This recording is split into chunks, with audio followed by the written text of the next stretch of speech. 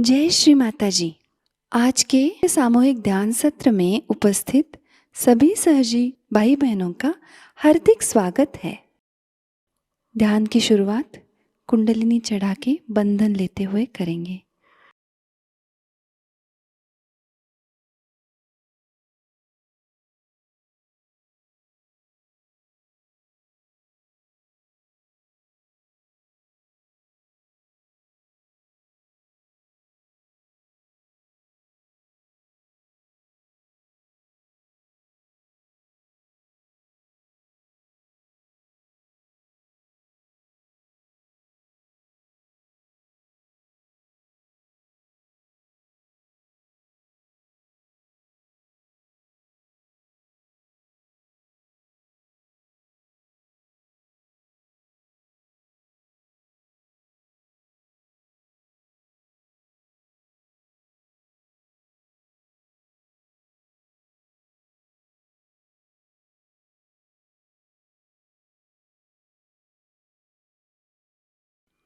तीन महामंत्र और श्री गणेश मंत्र।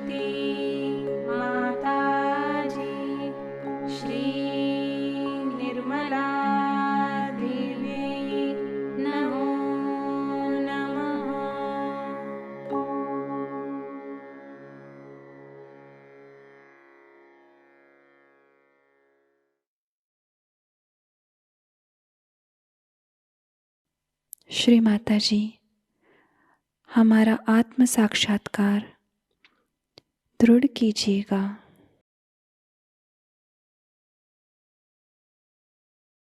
पूरा चित्त हमारे सहस्त्रार में ही रखेंगे।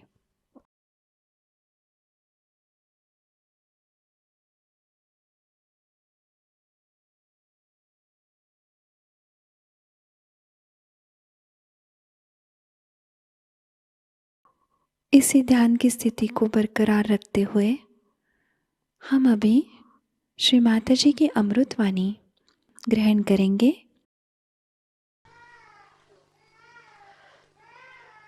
Today's puja is very important for us.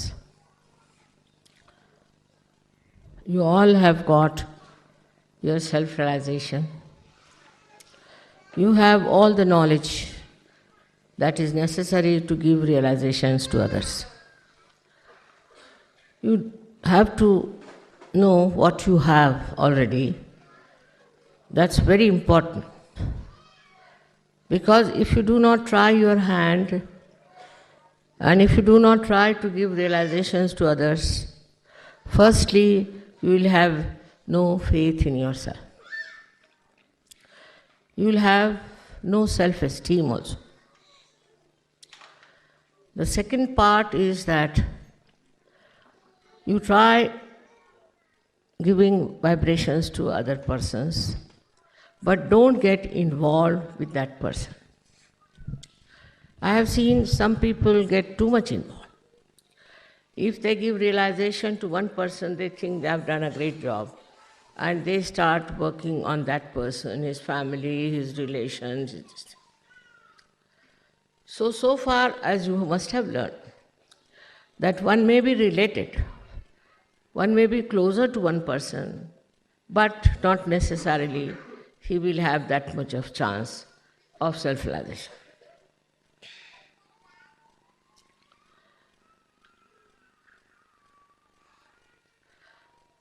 Only way to grow is to be collective. There's no other way out. If people think that by staying away from ashrams, alone living somewhere, they will achieve much, that's not the way Sahaja Yoga is meant.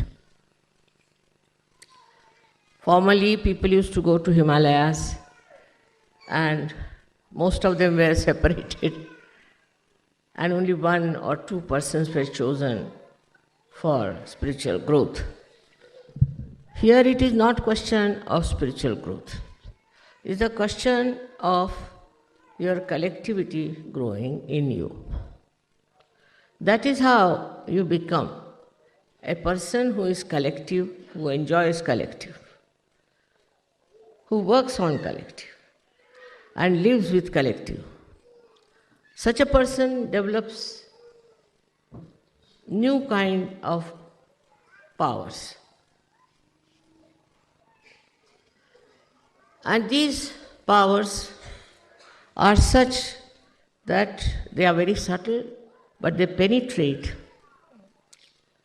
into any molecule, atom, or human beings anywhere. And their penetration is only possible if you have a temperament which is collective. Without being fully collective, you cannot achieve that height which is very necessary today for Sahaja Yoga. As you know, there are problems and problems all over, as if we feel that the world is going to sink. Especially when I went to America, I felt that, my goodness, this is a hell that they have created here. It's just a hell because they have no dharma. They don't believe in any dharma. Completely they worship adharma. And this kind of climate is flowing all over. All over the world you get reaction of American adharmic life. And people think there's nothing wrong in it. Whatever you may tell them, they will not believe, nor they will think that there's any worth it. But they don't see the destruction from the very basis of their life, their families, their societies, the whole country, I feel, is filled with such ugly type of adharmi nature that one cannot even imagine how such ideas came into their heads. And these ideas, I need not tell you, you know them very well. But if you have to save your children, you have to be an ideal guru yourself. If you just talk of Sahaja Yoga, and if you try to assume that you are a Sahaja Yogi, also you try to propagate Sahaja Yoga without all these powers being awakened in you, it would be a failure. So how to develop these powers within us, we should see.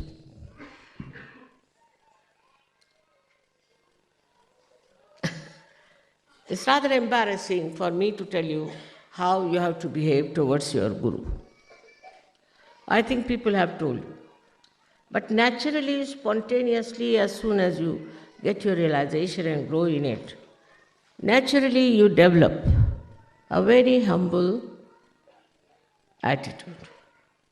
Also, an attitude through which you achieve lots of qualities of your guru. Now, supposing the guru is at particular height, and if you try to go onto the same height, nothing will move towards you. So, you must sit at a place which is much lower than the guru's is. Some people take too much advantage of my good nature, I should say. And so many people have pointed out to me that you must correct these people, they talk to you at equal level and all that. I said they will learn a lesson. They will learn a lesson. But sometimes it doesn't work out. And they start talking on the same manner as if you are talking to your friend or to your equal. First is complete humility. You have to be a humble person, extremely humble. Now you check on that. When you talk to others, are you humble? When you think of others, are you humble?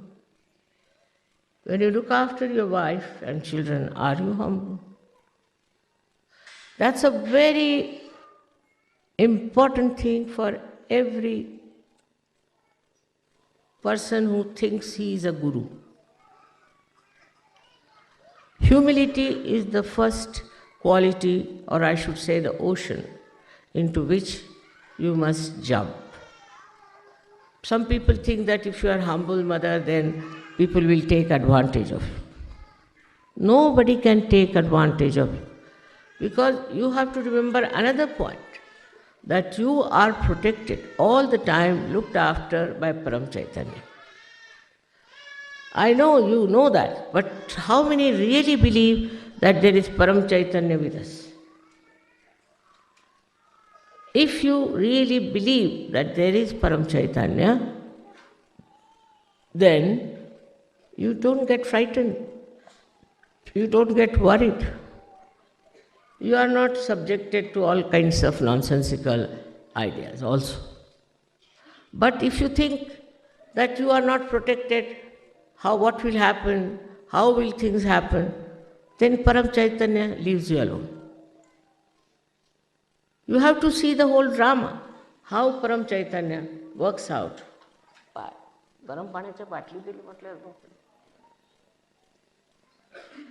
How it works out, how you are behaving.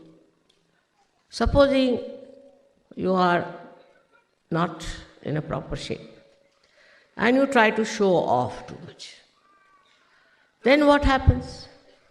Then you get the reward for it. Not that I do anything, but it's the Param Chaitanya, which will teach you a lesson that you will remember, that you should have been little different from what you have been. After all, we have to know why have we come to Sahaja Yoga.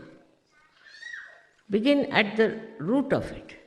We have come to Sahaja Yoga because we wanted to know the absolute truth. And this absolute truth has been now known to you through your vibrations. You know it through your vibrations, what is the absolute truth. And you should work everything on that line, that absolute truth, whatever you feel on your vibrations, you have to follow. But unfortunately, I've seen many people think that their vibrations are all right, they are all right, and whatever they are receiving on their vibrations is first class. Now, how to correct that point is very difficult. It comes from ego. When you have ego, you can never find anything wrong with you. And even if the vibrations are telling you something, it might be somebody else who is telling you something. Because you are not there, your ego is there. And your ego is just spoiling you and teaching you things which normally you would see clearly that I am doing something wrong. I should not have done it. In this process of correction and improvement, when you indulge, you should see, are you getting subtler or grosser? That is the best way to judge. Now I have seen people who go on judging on small things like vibrations, whether this vibration are all right or not in this tree, or on these flowers, or on this land, all kinds of material things they want to see the vibrations. But for what are you seeing the vibration? You are seeing vibration because some sort of a material gain. You think that if you check the vibrations and the vibrations are all right, then we are quite safe. We will not lose this, we will not lose that. It's not true, because vibrations are not meant to judge all these worldly things and worldly matters. It's absolutely cheapening the vibrations. You should not cheapen them. Because vibrations can suggest things which may be detrimental to your growth very much. Once I wanted somebody to go somewhere, so he said, I didn't go, mother. I said, why? Because I saw the vibrations were very bad. I said, that's why I asked you to go. If the vibrations were good, what was your use going there? That's the reason I asked you to go there, so that you could help. But before that, you judged yourself, judged your vibrations, and then you didn't want to go. So what happens? We want to have an easy, cozy life. And all our problems must be solved by Sahaja Yoga, otherwise we think Sahaja Yoga is of no use. Whatever is our desire must be fulfilled. So now the desires are mostly personal. My child is not well, so the child should go. My husband is misbehaving, the husband should go. Or I have no house, so I must get a house. See how we are moving our mind. It's still on a very consumer society, as they call it. We are all the time thinking now, I should have a son now instead of a girl, and you get a son, then you blame Sahaja Yoga for that. Anything that according to your desire doesn't work out, then you think it's Sahaja Yoga which has done the harm, and you are suffering because of Sahaja Yoga. Or this faith in Sahaja Yoga gets little moving, or we can say in a way, it's not that deep. But if you are deeply embedded in Sahaja Yoga, then what happens? What may come, I will be a Sahaja Yogi. Supposing somebody dies. Normally in Sahaja Yoga, it's difficult for people to die also, I must tell you. Even if they want to die, they can't die. It's the Parama Chaitanya which decides for you. But supposing you take up a position like that, still you must know that that wish may not be fulfilled. If that is not fulfilled, then you feel disturbed and you think, what's wrong?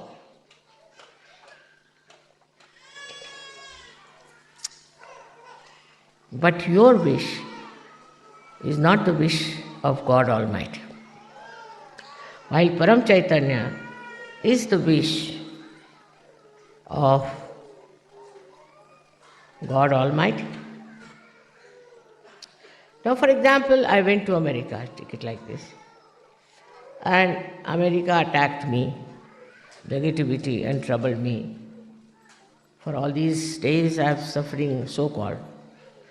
And I've had pain, I've had all kinds of things. But that I had to do.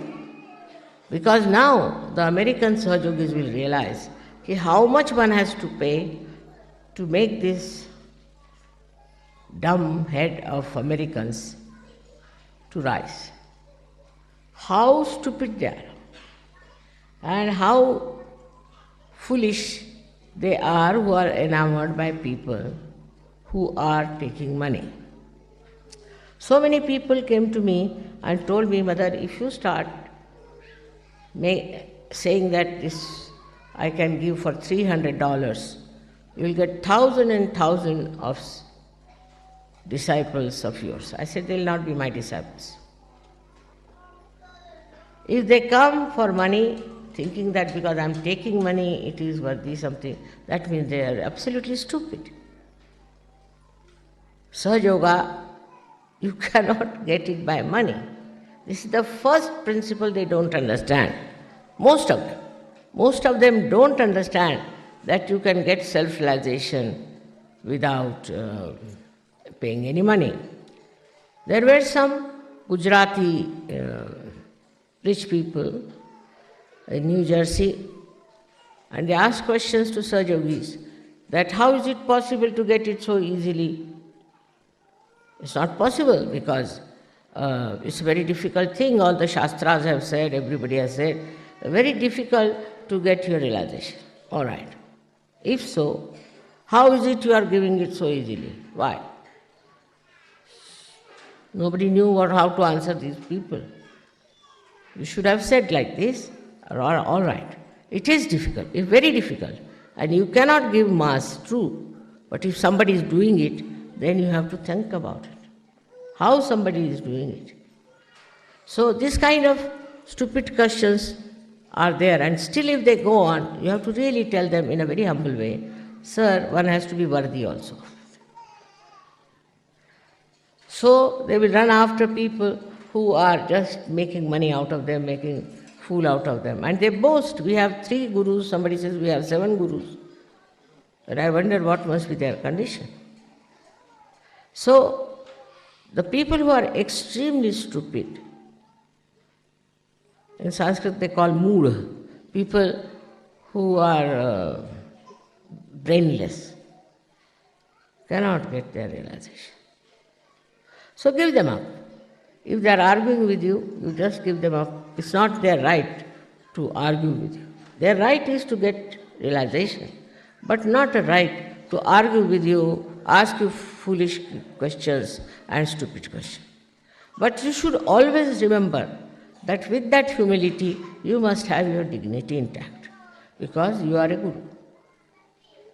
Once you know you are a guru, one thing should be there, that you will not behave like a joker all the time. Your behavior will be dignified. At the same time, it would be very pleasant face or a pleasant personality. It won't be annoying type. Your personality itself will suggest that there's something special about you. Now, how do you develop that kind of a personality?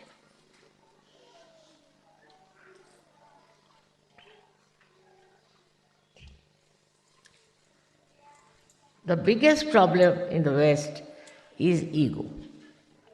And the biggest problem in the East is superego. Now this ego business, I don't know from where it has come. In all walk of life, they show how egoistical they are. For example, I went to America and I was surprised that there is a racial problem and the blacks are treated in a different manner and the whites in a different manner. I mean, color is given by God, and somebody has to be black and white. If everybody looked the same, it will look like a regiment. There should be some variety, there should be some change in the face, and also in the expression. One has to be a person carrying better or different expressions. Otherwise, you will be bored with such a world where there is everybody looks the same, just the same. But so much of racialism there that I was surprised that how it has worked into human mind. So, as a guru, you must develop a complete detest for racialism. Complete detest. That's very easy to understand. That anybody who has fair complexion could be a cruelest man, cruelest woman, and could be a cruelest mother also. And the one who is black could be very kind, generous. It doesn't go with the color. Temperament doesn't go with the color. But because the blacks have been ill-treated so much that they react, and they react naturally sometimes in such a manner that it is very crude and very cruel. But this kind of attention, this kind of you can say a wrong type of attitude towards human beings, even towards animals, they won't bear it. So towards human beings to have such an attitude itself shows that you are not worthy of Sahaja Yoga at all. So any one of you who has such a feeling that somebody is black and somebody is white cannot be a guru in Sahaja Yoga. Then in India we have caste system, equally bad and horrible. It has no sense in it, no basis whatsoever. But in India we have people who believe that some castes are higher and some castes are lower. Every caste people can do all the worst possible things. There is no demarcation for them, and every low caste can be very, very good. We have had many great poets and Sufis in the lowest caste in India. These castes are man-made. You know, man-made cloth doesn't suit us. And all these man-made ideas are not going to suit us, and it will lead us to a great I wouldn't know discretion, but I would say to a complete destruction. Because hatred begets hatred, and it goes on increasing and increasing. If you cannot get rid of your hatred, then I would say you are not a Sahaja Yogi. These are all conditionings. You are born in a white family, so you are white. You are born in a Christian family, that's why you are Christian. You are born in a Jew family, that's why you are a Jew. All this is just because you are born in that. But does that mean that you are higher or lower? All the problems of the world today, if you see, are because of human attachment to nonsensical ideas of superiority. Only through collective living will change. For example, I would say, in an ashram we should have all colored people living together with the equal rights, with the equal understanding and love and affection. If that is not there, no use calling it an ashram.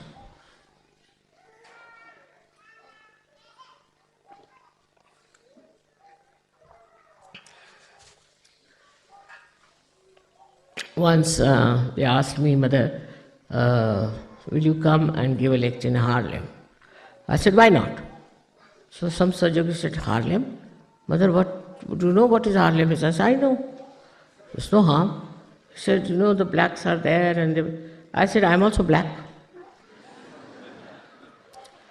You could call me black or you can call me white. But the love is such a thing, you see. Love is such a thing that cleanses all these ridiculous ideas we have about other people. To brand anyone as black and white shows that you have no eyes to see. Any person with depth, any person with loving heart cannot see these superficial things, cannot see. Today is a day where we are celebrating the Guru's greatness. Now look at all the Gurus, how they were, how they behaved. We have many in India and many others, many Sufis in other countries. These Sufis or these saints that we had never believed in any caste system, never believed in black and white. Christ, he never believed in black and white. Buddha never believed in black and white. Nobody believed in any kind of man-made ideas. These are all man-made ideas which we have accepted, and even after realization we try to carry on with them. Now, by saying, we do not get rid of it, but acting we can. Just see how we work out these stupid ideas within us and how we can get rid of them. Very simply is, in meditation you should sit down and see how many people you love. And why do you love? Not out of pity, but just with love. How much you care for others. I have seen some very, very beautiful examples of that. But still I must say that there are certain fixed ideas which are to be dislodged completely. Very important for every person who is a guru in Sadhguru. Means he has to be a clean-hearted, open-hearted, loving-hearted fellow. His heart should play the tune of Param Chaitanya. If his heart is full of all these man-made ideas, I don't know what will happen. Even when they transplant the heart, they cannot do it with the man-made. They have to use a real natural one. So you can imagine when you try to take to all these odd ideas are just divisive. They will never give you collectivity. So introspection has to be made. Are we one, or we are judging each other? Now the judgment is quite a lot also. Now all this can be seen only when you live together.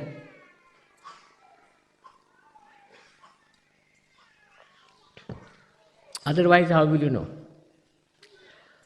When you start living together, you start discovering what is missing in you, what is not there, what has to be there. It is so peaceful to have a heart which is full of love, because every movement of that heart is so much joy-giving, so much joy-giving. There's a story of Sri Rama that he ate the bears, a kind of fruit, which were first tested by an old lady with such love. It shows what?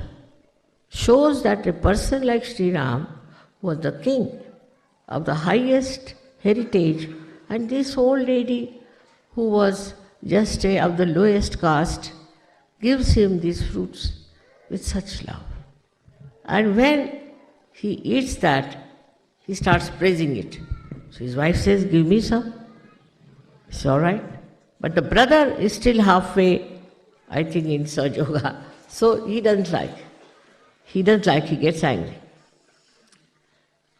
Then she eats and she says, "Brother-in-law, it's wonderful fruit, I must say."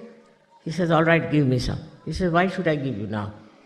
Well, first you were very much angry, so why should I give you these fruits to eat?"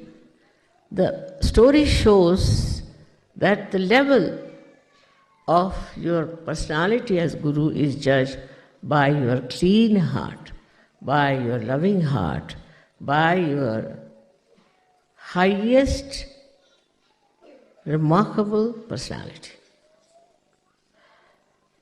In the personality, it is not something that is to be built in artificially. It is not artificial. It is natural, absolutely natural. Whatever you do has to be natural. So this artificiality of certain ways of talking or certain ways of living together creates problem. For example, we had an ashram in America, in New York, and there was a lady who was very strict. Everything should be tip-top, it should be here, the spoons must be there, and the forks should be here, and all sorts of things. And she hurt many people. Not important. These cultural, I can call it the taboos, are not important in Sahaja Yoga, because now you have become a guru. Guru can stay anywhere, live anywhere, eat anything, anytime. That should be the case. But also I have seen in Sahaja Yoga, there are many who are very anxious to eat food as soon as it is served. Once it happened, I was there, they had served the food, and just they started removing the plates. I said, "What's the matter? I have to eat food." "Oh, you haven't not eaten, mother?" "No, I haven't just touched it even." So you see, sort of, first is the very lowest type of, we should say, desire is the hunger. Now, a guru doesn't bother. Whatever you give, all right. Whatever you want not to give, all right. Even if you don't give, is all right. But one has to develop that by killing your ego. People feel very hurt if you serve them little later than another person. There's all kinds of funny things I've seen in Sahaja Yoga. On the contrary, it is the lowest type of, I should say, a desire. We should not be very much catered to if you want to be a real guru. Of course, many problems are solved. As I have seen so far, that they do not take to drugs and they do not take to drinking and all such things. This is such a blessing, because if I had to start from that level, I don't know how deep I would have gone, from where I would have pulled you out. But that is, of course, a very big thing.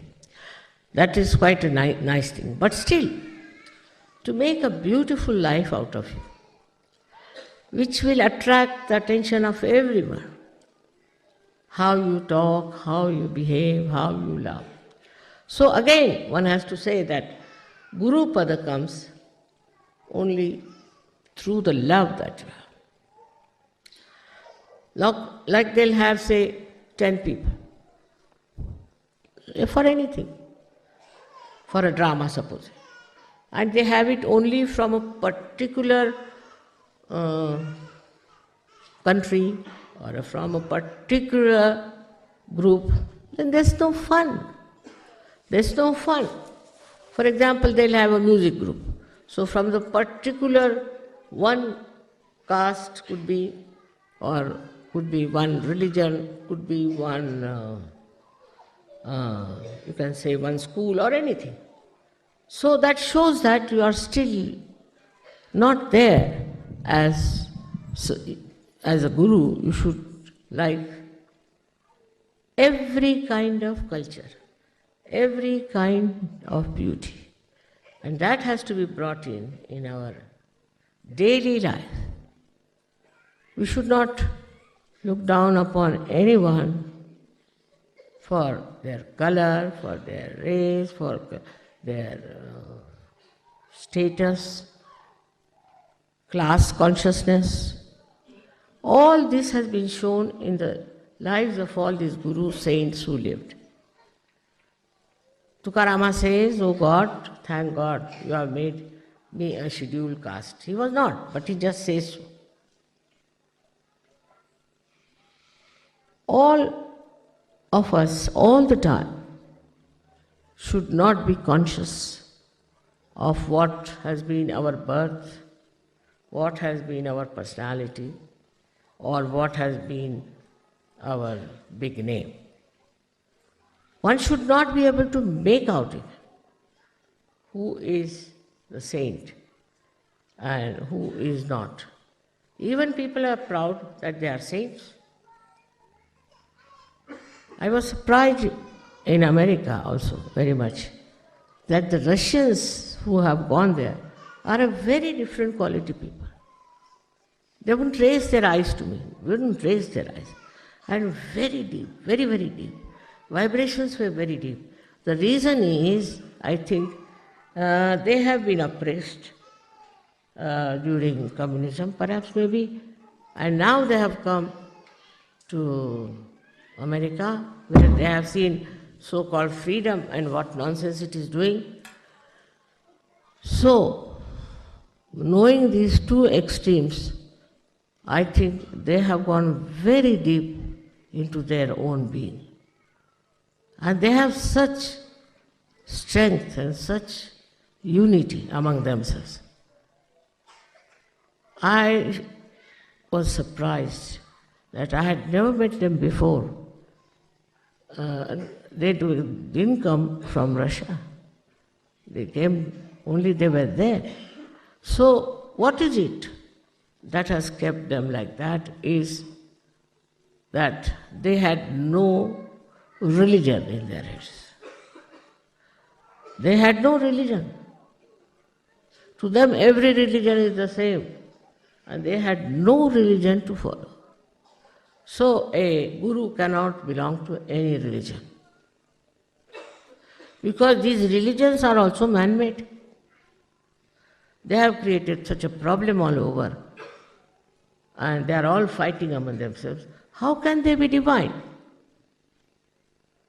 So you should not get involved into some sort of a religious bias. I've seen it. That a Sahajogi, say if he's a Christian, then the bias will be shown that he is a Christian, you can make it out. If he's a Jew, you can make it out. So what's the use of coming to Sahaja?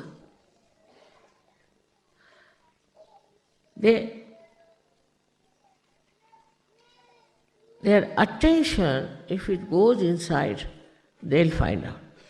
You have to dissect yourself to see what's wrong with you and why is it that you are not very successful as a guru.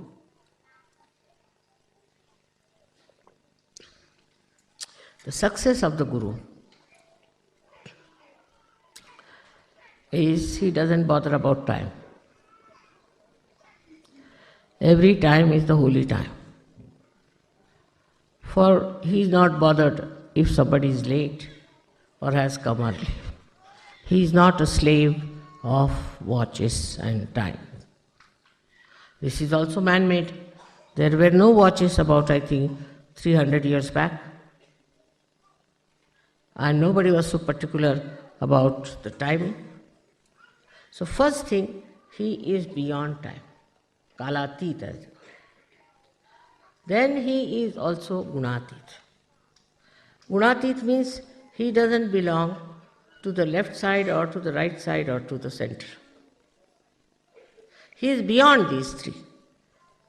beyond these gunas, where he stands and sees everything in the divine light. Everything. If something good happens to him, he said the divine light has done. If something bad happens to him, he said the divine light wanted this way. Everything he leaves for the divine light. He is beyond the gunas. Like supposing there is a person who is on the right side, egoistical. Then he'll start saying, how is it? I wanted this didn't work out, and how. He'll challenge.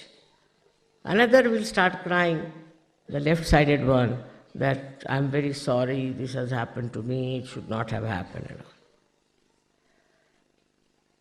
Or in the center also, he might think that, how far are my vibrations, how could I not know, and all that. But a person who is a real guru, he looks at it as a drama, as just a witness of the drama. It happened, it was to happen, so it has happened. Now what do we get out of it? Is we get something, the lesson, that this was not right, or this was wrong. That's all. For that moment, not to go on churning in your head. That's all one gets, and is not bothered about anything else. So he goes beyond his gunas. Beyond gunas, he lives. He eats anywhere, sleeps anywhere. He is not bothered where he lives. He is not bothered whether he goes by car or he goes by bullock cart. He doesn't feel he is being not honored if they give him a garland of few flowers. It's not there. He is not bothered because nothing can enhance his personality. Nothing. You give them something simple, it's all right. Or even if you don't give, it's all right. It's not he judges himself through your eyes, but he judges himself through his own eyes. And he sees for himself the joy of enjoying himself.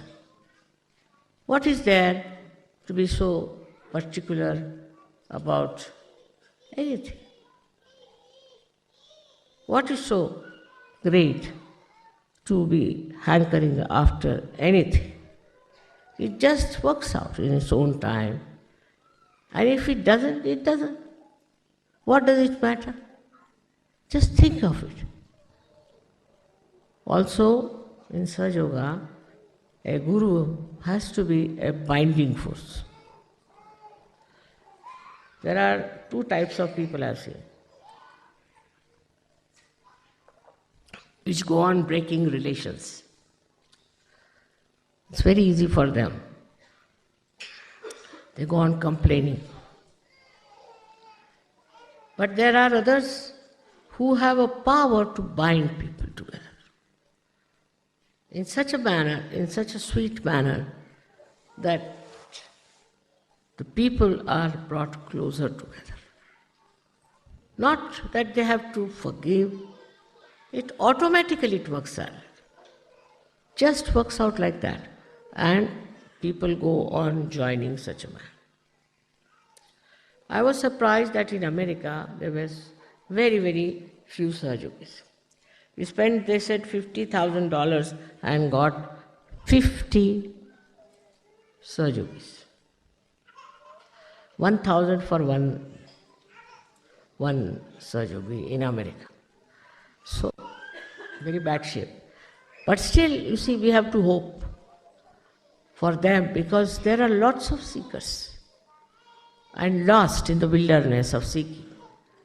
But I thought that maybe it's a circle. They have to pass through this circle of stupidity and then definitely they will see the point. And it has happened. We had about 4,000 people for my lecture, which never has happened there in that country. Nobody has got such a lot of audience, they said. But still, not many came. but they got their realization. So I think gradually, even in America, it may start going. And the Sahaja Yogis must not only worry about their houses and where they live and all that, but go all out to them. I would say some of the Sahaja Yogis who could afford to go should go to America and work out this outside work. Maybe if there are outsiders who come and talk about Sahaja Yoga, they might be impressed. There are so many false gurus that you can't count them. And they have accepted them. It's very surprising. Though they have suffered, they have lost in money, everything, still they have accepted, after all, he's our guru. So there's basically something wrong with their brains, that they don't understand what is to be expected. I have written one book, perhaps it may reach them. But in any case, you all can write your experiences and things and can publish it. Maybe it might help them to open their eyes. While writing anything, you have to remember that it should show your quality of Sahaja Yoga, how you are. In that, one should not feel that you are putting them down or trying to say some things which will hurt them. But say it in such a manner that it corrects them and helps them. For a guru, it is important that he should not have any false ideas about himself. He might be from a poor family, might be from the rich family. Whatever it is, he should not be conscious of that. Because once you become that, see, look at Kabira, he was just a weaver. Look at Raidas, he was just a, what do you call that, shoemaker. See, in India, these are very low caste supposed to be. He has written beautiful poetry. Then Namadeva, he was a tailor. Just think of that. All these people have written the same thing with such great beauty of poetry. How have they achieved? Because now they have entered into that great realm of spirituality. You people also write some very good poetry, I know. But some of the people who have written good poetry turned out to be very obstinate, very egoistical people. This is something I couldn't understand. You are writing here beautiful poetry and here you are full of ego. So from where this poetry is coming, God knows. So first of all is yourself, your personality has to be something that people should say, this is the real guru we have met. For that,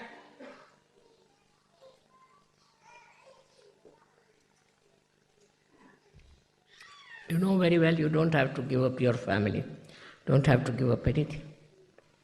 But ego, if it is still there, I don't know what to say, but you must get rid of it completely. And collectively also ego should be driven out. Collectively. It's a thing that people are egoistical secretly within themselves, but sometimes it shows. It's a very subtle, nonsensical disease that people have, and they just indulge into it. On this day of Guru Puja, I have to say now that one has to work very hard. Very hard. The most important thing is how much you have dedicated your life, your time to Sahaja Yoga. Then only you will achieve that state of Guru. Look at me, I am a housewife and I have my family's responsibilities, problems. But despite that, I am all the time thinking about Sahaja Yogis, Sahaja Yoga, and all that is this emancipation of human beings in the whole world, not only here or there, in the whole world. So that should be your widened vision, not for only your school, college, or university, or this or that, but a very wider vision one should have.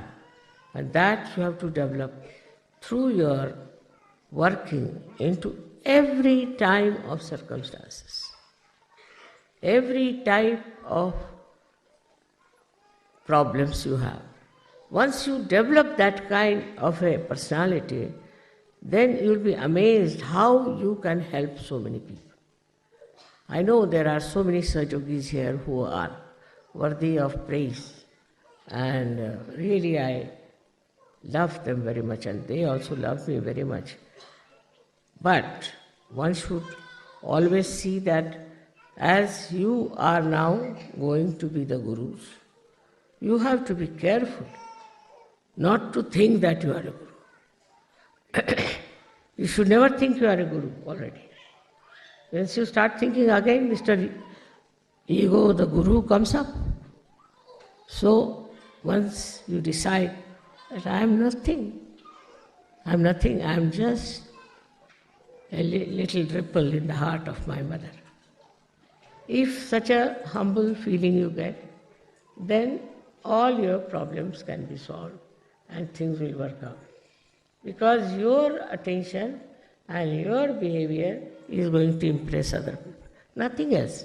Whatever you may try, it is you who is going to get Sahaja Yoga further. There is so much to be said about how to become a good guru and all that, but I think I'll keep it for next Guru Puja. Thank you very much.